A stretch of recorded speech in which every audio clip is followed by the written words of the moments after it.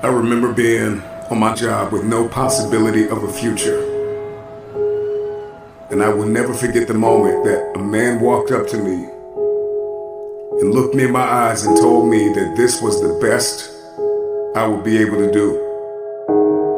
And I came to the resolve in that very moment that greatness would be my new norm. What he said to me hit me hard. It was a metaphoric, massive blow to my face. But like a wise man once said, you gotta pick your head up like your nose is bleeding. And right where they left you for dead, elevate. Where he told me I would retire from, that this was the end of the line.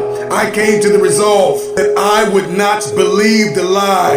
I could hear it in the air that the voice of destiny would reside in the place where he wanted me to die. I made the decision to fight for my future.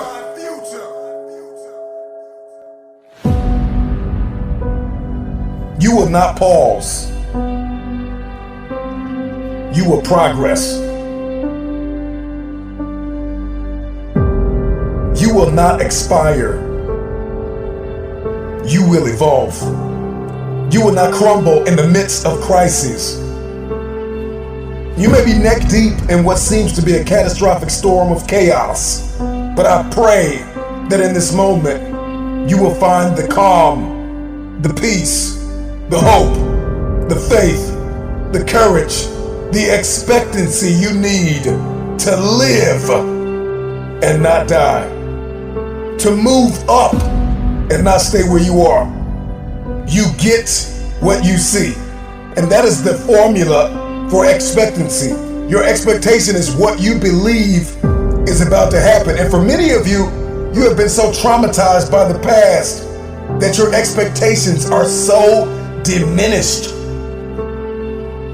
Your expectations have been dying a slow death because of the trauma of the past. You expect nothing. And so you feel like, if I don't expect anything, then you can't hurt me. If I have no expectation on you, then you cannot disappoint me. If you are going to win the fight for the future, you are going to have a high expectation. It was Kobe Bryant that said everything negative, pressure, and challenges is all an opportunity for me to rise. It's crises that reveals what we are comprised of. And I ask you the question, are you praying the darkness away, or are you becoming the highest version of yourself in the midst of the darkness?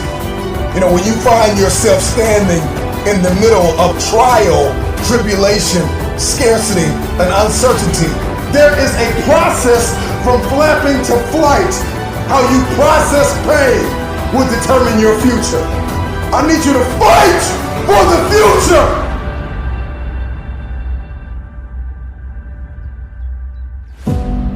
Let that sink in for a minute.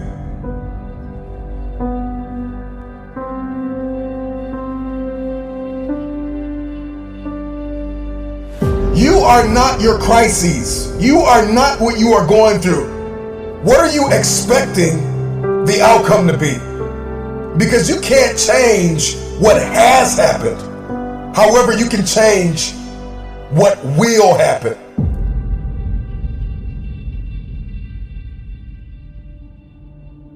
Your responsibility is, once you've gone from flapping to flight, is to protect your progress, to protect your territory. You got to get a real boss-like mentality with your territory. All the ground that you gain, protect your territory.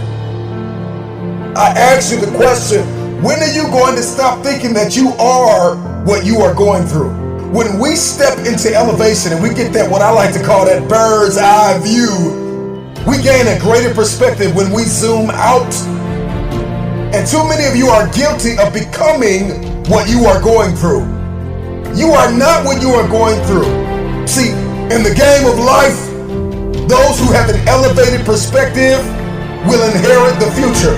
And it is time for you to fight for your future.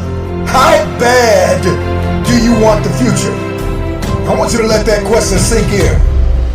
Because the day you stop quacking with ducks and start flying with the eagles, all of a sudden everything changes. But you know, for many of you, you are addicted to the company of the duck.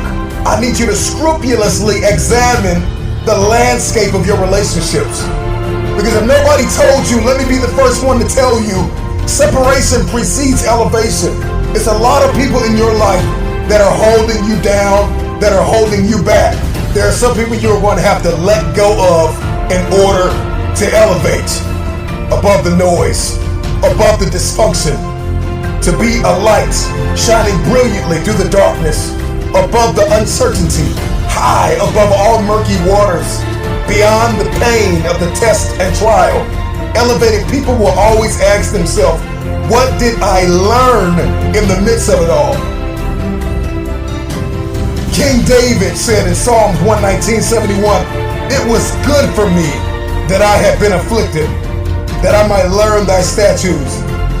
And when you're stepping in this space, in this realm, in this world of elevation, you are not asking God, why am I in pain? You are asking God, what am I getting ready to become? With high expectation, elevated people will ask themselves, what am I getting ready to become? And what will I learn in the midst of this? While the world is in panic, while the world is perturbed, while the world is puzzled, you pray and plan your next move. Don't fear the dark. Ask yourself, what did you learn in it? Adversity is our advantage. Decide to come out of this better. Find yourself in this elevated place. Everybody wants it. We want promotion. We want the upgrade. We want advancement. We want to move up. We want to have a competitive advantage in the marketplace. My attention has been arrested by the conversation of the bird. You know, oftentimes learning to fly means falling from the nest and making that long trip back to it. And some birds never make it back to the top. But for the ones that do, once they learn to spread their wings, the game changes. Once they learn to start to spread their wings and then they begin to flap those wings, then all of a sudden their life goes to that next level. And I think a lot of you are stuck. You've spread your wings, but you're afraid to flap them because you're worried about what people are going to say about you. Baby bird don't care what anybody says about what it looks like in its process, because process precedes the breakthrough. There is something that is burning inside of us to go to the next level, to see this one thing that I'm about to bring to your attention. And if you're going to see it, if you're going to see breakthrough, then you are going to have to be okay with the process that is required, the preceding action and thoughts that are required to see this breakthrough. The baby bird spreads its wings, then it flaps its wings. And it flaps and flaps and flaps until the flapping becomes flight. And a lot of you are in this season called flapping. And you're like, man, this isn't flying. And you're looking at everybody and you're comparing yourself to everybody that's flying, and you're diminishing your process. You're diminishing your flapping season. Get through your flapping season with grace and faith. See, faith is an invitation to the future. Faith is the door. It is the pathway. It is the corridor to the future. And if you are going to fight for the future, you've got to fight with faith. Get through your flapping season. Get through your flapping season. I know you got tears in your eyes, but get through your flapping season and fight for flight. Because eventually the flapping turns into flight.